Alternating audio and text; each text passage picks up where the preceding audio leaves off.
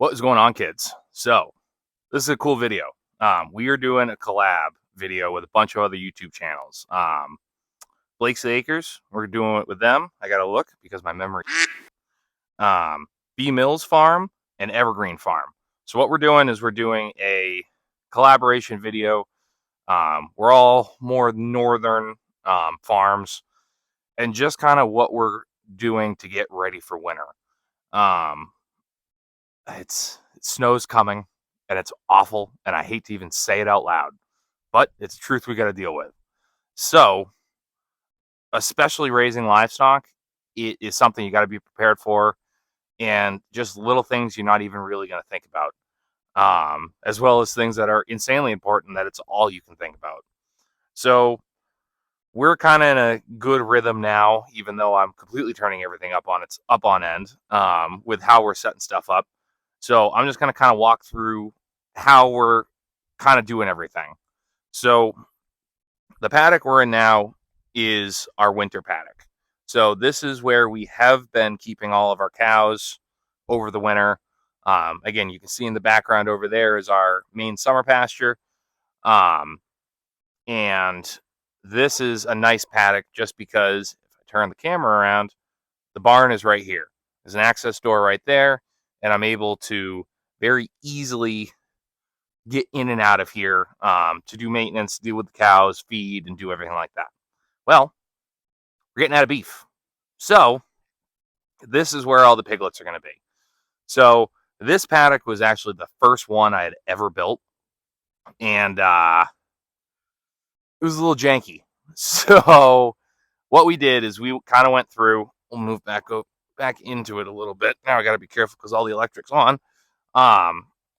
We originally had all of the super long insulators along all the T-posts, 4-strand, because I was terrified of things breaking out.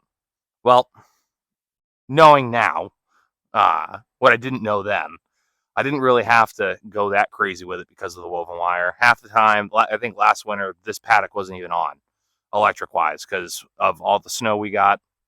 It just didn't even make sense to actually have the paddock, the electric lines on.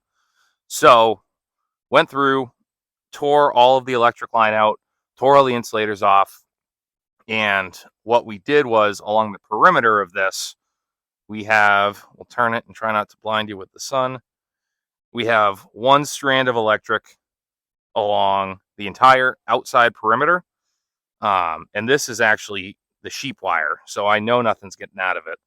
And then what we did is, because as you can see, there's some openings under the door. There's a crawl space to under the barn. I ran 3 wires along this section here. That way it's going to give me some space to be able to move around behind here, do whatever I need to do, and deter them from trying to cross this, end up with them under the barn, end up with them going into the barn, through the gates and stuff like that. This is probably double the size of the paddock they're in now. And you can't see my face because I have the camera angled down. Look at me. So this is going to be an awesome paddock for them. I'm pretty excited about it. We have shelter already built in. We've got a big shelter in here. I don't know what this was originally. Honestly, I don't. We've been using it, like I said, for shelter for the cows. The cows are able to fit in here. When the horse was in here, he was able to get in there. I've gone in, filled in a bunch of spots where they could possibly get out. Before they come in, I'll be doing another kind of search to make sure there's no weak spots, because that's the last thing I need, because on the other side of this is my backyard with all the dogs. Don't need them figuring out that they can come in, or the pigs figuring out that they can go out. So we'll be going through all that. One of my major winter hacks is I'll kind of show you how I have this set up now. So as you can see, this is just our one of our barrel waters. And I'll be completely honest, I've been completely caught with my pants down. I used all my gaskets, and the piglets decided that they were going to go ahead and pull all the pipes out and then go ahead and pull all the fittings out. So this one's out of commission. And I went back, checked on the Herefords. They pulled out one of their pipes and broke one of the gaskets. Excuse me. So at the moment, I have one automatic water going and I'm running around filling troughs, but they should be here tomorrow. So thank God. But anyway, as you can see coming out of that pipe right there, or coming out of the wall right there, I do have a pipe that comes down. So that's connected to the frost-free hydrant. What I did with this, again, this is very experimental. We will absolutely see how this works. It might be something I have to put up and pull down every time. But what this will allow me to do is we'll walk into the barn and try not to shock ourselves. How I built this was, let's see if I can get a good view of it. Yeah. So we have that piece that goes out of the wall. That is open with a pipe, with a 3/4 inch pipe going into it, which runs over. Let's get this angle right. Come on, Kyle. I believe in you. All right. So as you can see, it runs down at an angle.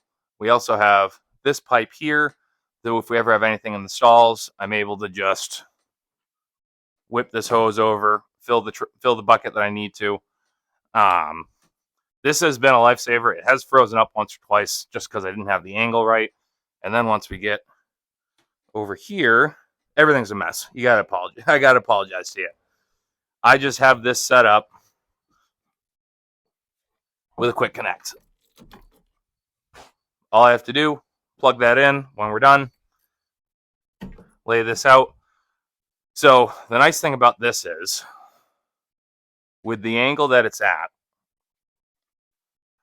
when you turn off the frost-free hydrant, everything that's in the pipe will come down and drain back into the frost-free hydrant, or if I take the hose off, which depending on how cold it is, I won't do, just because this entire barn turns into a skating rink.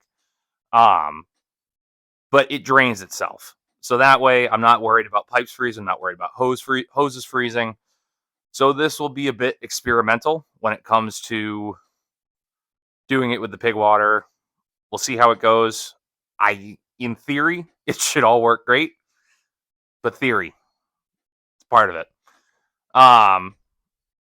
The other major thing is obviously just making sure everything's picked up. Right now, I've got kids' toys everywhere. I've got just tools, crap. It's just everywhere. So one of the major things, obviously, and it's pretty freaking self-explanatory, just have everything picked up and get ready for snow. We're leaving for Self-Reliance Festival in 2 weeks, and I'm planning for just in case we get snow. We've had snow in October before. I have no doubt it could possibly happen again. The forecast doesn't look like it, but it's New Hampshire. The other major thing that just kind of like my pro tip, is just having spots to put snow. It's huge. It is one of the biggest things you need to freaking figure out and deal with. Again, I'm probably not telling anyone anything they don't know, but with us specifically, we have this driveway behind us, and we have the shop driveway, which is a separate driveway. The first 2 years we were here, or the first year we were here, I snowblowed everything, it was a disaster, but it was what we had to do. Second year, we ended up getting our tractor, which you've seen in most of my videos. And that was better. But again, depending on the storm, I'd be spending a couple hours out here on the tractor in the cold, moving snow and getting it where it needed to be. And now we do have the truck with the plow. It makes life 1,000 times easier. And now having the tractor, it's not as bad, because it's one of those things where, all right, get all the snow moved out of the way that needs to be. And now I'm able to actually move all of the snow piles with the tractor, which is nice. We end up with 13-foot high snowbanks, but it is what it is. as we've continued to grow the farm, as we've continued to grow everything else, places where I was putting snow are now no longer available.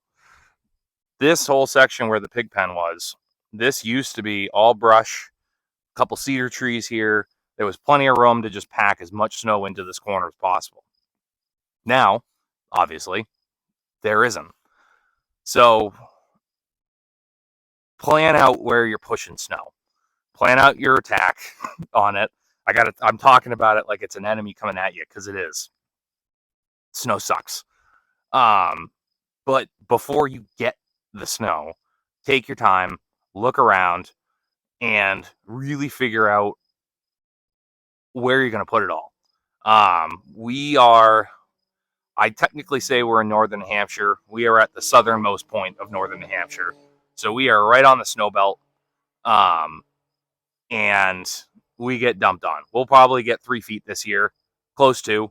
Last year we probably got close to 3 feet, probably 2.5 feet. A couple just monster 1 to 2 foot storms. Never a dull moment. But winter's all just about planning ahead, planning where things going, what you're doing with it. Speaking of planning ahead, so as you can see, I don't know if you can see from here. Probably can. Tally is in the back paddock.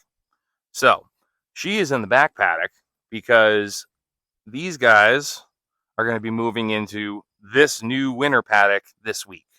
We're going to be traveling soon, and I've got people watching the house, and I'm going to try and make it as easy for them as possible.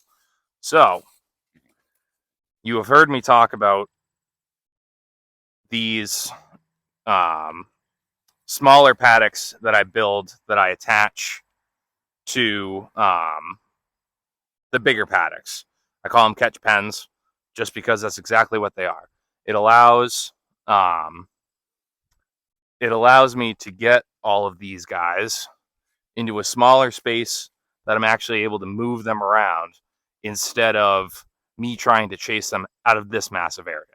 So we haven't had anything in here for a little bit. So as you can see, it's pretty overgrown. So we have all the piglets in the main paddock. They're in here clearing all this out just so when it is time for me and my wife to move these guys, I'm not trudging through all the mangroves that are in here now. Almost tripped. There we go. This is super fun. I've switched to using the iPad for all my filming, and it's very big and awkward, and it's been interesting. I'll go in here, get a view of these guys. These guys are getting so friggin' chunky. Let's get a better view of that. We got Nino right up front. Yeah, these guys are doing fantastic. It's going to be an interesting winter. Again, this is my first time carrying this number of pigs over the winter, and we'll see how it goes. We're going to be keeping an eye on Nino just to make sure, because obviously he is an intact boar, and we don't need him breeding anybody, because these guys are going to go a little bit longer than a normal production pig just because of the Osba Mangalites across that they are. So we just got to keep an eye on him. Tally will be in this pen all winter. She was in this pen all winter last year. She did fantastic. It's easy enough to get water out here. The less hoses you got to worry about freezing, the better. You got to make sure that you're either blowing out your hoses or you are draining them completely before you roll them up. Because if not, you're just going to be dealing with frozen hoses, carrying water in buckets, and nobody wants that. So, yeah, man.